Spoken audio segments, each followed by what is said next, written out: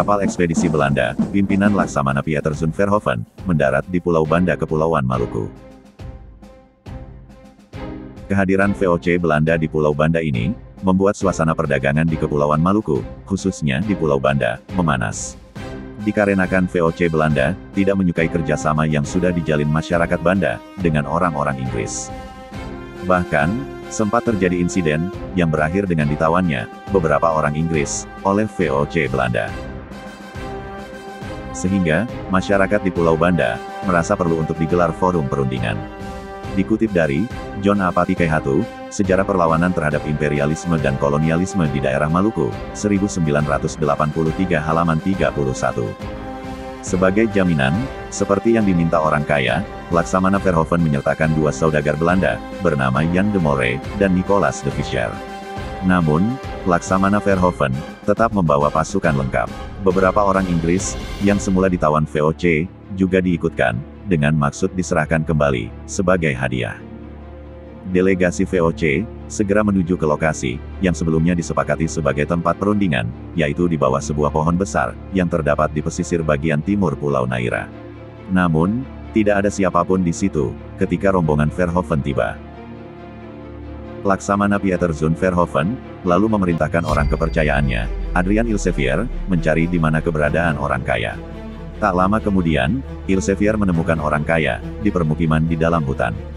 Mereka beralasan takut, karena melihat VOC datang dengan pasukan bersenjata. Kepada Elsevier, para orang kaya meminta, agar Verhoeven menemui mereka, hanya ditemani beberapa orang saja. Permintaan itu pun dipenuhi oleh Verhoeven, yang mengajak kurang dari 30 orang saja. Ternyata, itu jebakan. Sesampainya di lokasi, rombongan kecil VOC disergap. Tidak kurang dari 27 orang Belanda, mati dibunuh, termasuk Verhoeven. Dikutip dari Rosihan Anwar, Perkisahan Nusa 1986, halaman 182. Jan Pieter Zoon Koen muda, sang juru tulis Laksamana Pieter Zoon Verhoeven, yang ikut dalam delegasi itu, bernasib mujur. Karena masih sempat melarikan diri, meskipun ia melihat sendiri pembantaian tersebut. Bersama anggota ekspedisi VOC yang tersisa, ia bergegas meninggalkan kepulauan itu. Ambisi Belanda, untuk menguasai Kepulauan Banda pun, harus ditunda dalam jangka waktu yang cukup lama. Dan itulah nantinya, yang bakal diwujudkan oleh Jan Pieter Zoon Koen, dengan dendam kesumatnya. Karir Jan Pieter Zoon Koen, setelah peristiwa nahas di Kepulauan Banda itu, ternyata melejit.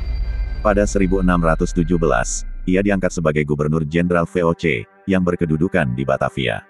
Kendati telah mencapai level tertinggi, dalam jenjang karirnya, namun Jan Pieter Zoon Koen tidak pernah bisa melupakan, kenangan kelam, yang terjadi di Banda Naira, beberapa tahun lalu. Selain itu, Belanda memang masih menghendaki, penguasaan atas pulau-pulau, penghasil rempah-rempah di Banda, terutama pala, yang kala itu merupakan, salah satu komoditas paling laku, dan berharga tinggi di Eropa. Dari 6 pulau yang terdapat di Kepulauan Banda, 6 pulau di antaranya, merupakan penghasil pala, juga cengkeh, paling potensial, yakni Pulau Lontor, Pulau Ran, Pulau Ai, Pulau Neira, dan Pulau Rozengain, dikutip dari Didik Prajoko dan Bambang Budi Utomo, Atlas Pelabuhan-Pelabuhan Bersejarah di Indonesia, 2013 halaman 313.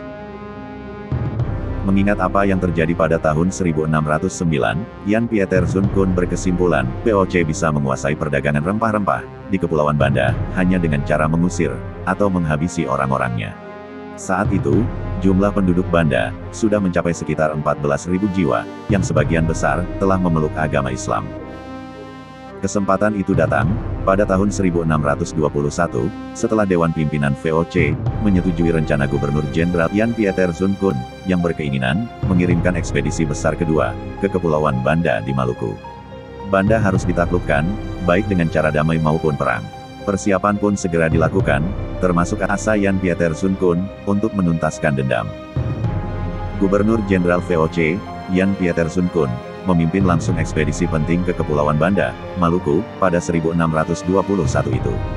Armada Belanda kali ini berkekuatan cukup besar, dengan memberangkatkan 13 kapal angkut, ditambah beberapa kapal pengintai, yang membawa ribuan penumpang. Tidak kurang dari 1.600 orang tentara, 300 orang narapidana dari Jawa, 100 orang samurai bayaran dari Jepang atau dikenal dengan Ronin, hingga 286 budak belian, ditambah 40 awak kapal, disertakan dalam pelayaran panjang dari Batavia itu. Dikutip dari Des Alwi, Sejarah Maluku, Banda Neira, Ternate, Tidore, dan Ambon, 2005 halaman 105. Jan Pieter Zoon Koen, memimpin langsung ekspedisi Belanda kedua, ke Kepulauan Banda pada 1621 itu. Tujuan awal berlabuh, di Pulau Neira, tempat yang dulu, sempat digunakan pendahulunya, Laksamana Pieter Zoon Verhoeven, membangun kembali bekas benteng Portugis, pada 1609 silam. Benteng itu, kemudian dinamakan Benteng Nassau, dan menjadi salah satu pusat pertahanan VOC, di Kepulauan Maluku. Tanggal 27 Februari tahun 1621, armada pimpinan Jan Pieter Zoon Koen tiba di Benteng Nassau. Setelah itu, VOC langsung menyerang, dan menguasai Pulau Lontor, serta menjadikan salah satu desa di pulau itu, sebagai markas.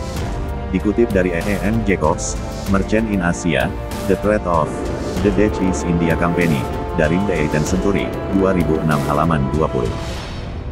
Kapten Martin Song, ditunjuk sebagai gubernur Banda, dengan berkantor di Balai Desa.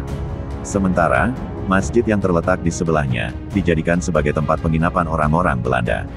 Hal ini sebenarnya, tidak disetujui oleh warga setempat, namun mereka tidak dapat berbuat apa-apa. Hari-hari tegang dan mencekam, namun belum terjadi insiden berarti. Hingga suatu malam, terdengar suara keras dari dalam masjid. Rupanya, lampu gantung jatuh dengan tiba-tiba. Namun, kegaduhan itu membuat Belanda curiga, dan menuduh warga sedang mempersiapkan serangan. Dikutip dari Henry F. Isnaini, Genosida VOC, Historia ID, 2010.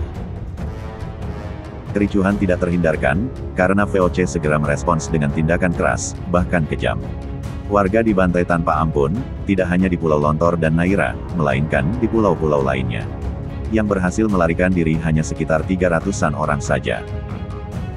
Pasukan VOC beserta para serdadu bayarannya, menghancurkan apapun yang mereka temui, termasuk rumah-rumah penduduk, dan perahu-perahu milik warga. Selain itu juga, terus membunuh orang-orang yang tidak sempat kabur. Tanggal 8 Mei tahun 1621, Belanda menangkap 8 orang kaya, atau orang-orang berpengaruh bagi masyarakat Banda. Mereka dituding sebagai pemicu kerusuhan, dan dieksekusi mati, oleh 6 orang samurai. Tubuh mereka dipotong menjadi 4 bagian. Dikutip dari Des Alwi, 2005 halaman 79. Masih di tanggal yang sama, 36 orang tokoh masyarakat Banda lainnya, lantas dicinduk, lalu kepala mereka dipenggal. Potongan kepala dan tubuh orang kaya itu, lalu ditancapkan di sepotong bambu, untuk dipertontonkan kepada warga lainnya, sebagai peringatan. Total, ada 44 orang pemuka masyarakat Banda, yang menjadi korban kebengisan VOC. Gubernur Jenderal VOC, Jan Pieter Zoon Koen, memang bertindak sangat kejam, sebagai perwujudan balas dendam. Hampir seluruh penduduk di Kepulauan Banda, dimusnahkan dengan sangat kejam, dan tidak berperi kemanusiaan. Dikutip dari RZ Leirisa, dan Juaria Latukonsina, Sejarah Kebudayaan Maluku, 1999 halaman 111. Diperkirakan dari 15 ribuan penduduk Kepulauan Banda saat itu, yang tersisa kurang dari 1.000 orang saja, akibat pembantaian VOC tersebut. Setelah berhasil membersihkan sebagian besar penduduknya, Belanda lalu sepenuhnya menguasai Kepulauan Banda, yang amat kaya dengan rempah-rempah itu, dan mendapatkan keuntungan besar selama berpuluh-puluh tahun kemudian. Nama-nama orang kaya, yang dibantai atas perintah J.P. Koen itu, ditulis dalam dokumen sejarah atas laporan J.P. Koen, dalam buku Koen OP Banda atau Koen di Banda.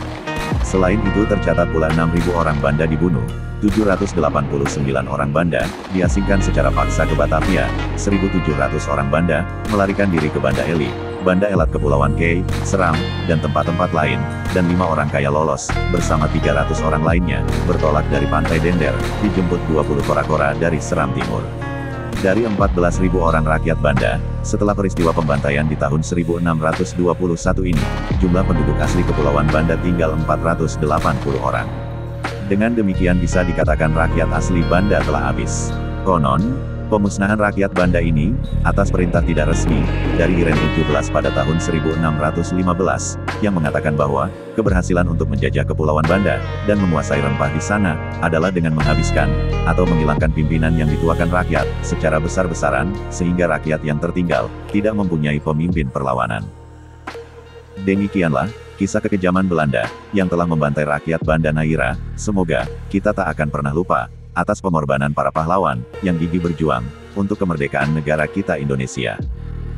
Jika kalian menyukai kisah ini, silahkan berikan jempolnya ke atas, dan jika bermanfaat, silahkan Anda bagikan ke teman-teman yang lain. Nantikan kisah-kisah para pejuang yang lainnya. Terima kasih, sudah menyimak video ini.